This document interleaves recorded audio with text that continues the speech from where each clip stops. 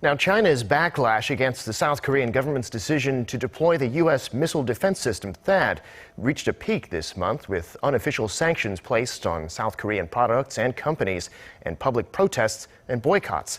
Those at the forefront of Beijing's ire are the Koreans living and doing business in China.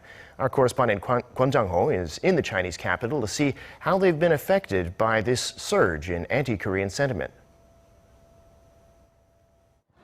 Beijing has a total population of 21 million, and Koreans make up 0.5% of that, with a community of 100,000. They are mostly found in Wangjing, in the northeastern corner of the Chinese capital. Many here call the district the Koreatown of Beijing. The streets are lined with Korean restaurants and stores, serving Korean and Chinese alike, but business has slowed significantly in recent weeks. Korean restaurants started to see the number of Chinese customers fall since the news broke of Seoul's decision to deploy a US missile defense system in South Korea. And then in March, one of the owners tells us they stopped coming altogether, making it difficult to keep his business running. What's really amazing is that it's as if they all agreed to stop coming on the same day. Not one Chinese customer has come since. I was shocked. It's a story shared by most throughout this district. This Korean supermarket saw sales slashed by a third in the last month. The owner also tells us he would have to consider shutting down if the trend continues.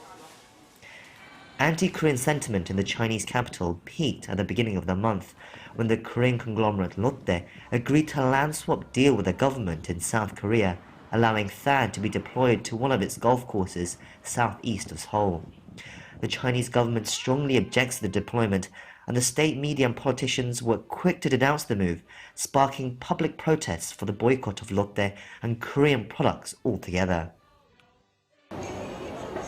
This was the biggest Lotte store in Beijing. Written here is a notice saying it's been temporarily shut down for failing safety regulations. It's one of around 90 stores around the country that have suffered similar fates, leaving only a handful open. Those that do remain open are also suffering heavy losses. Deserted aisles, bored staff and empty shelves. This store we visited felt like an abandoned town.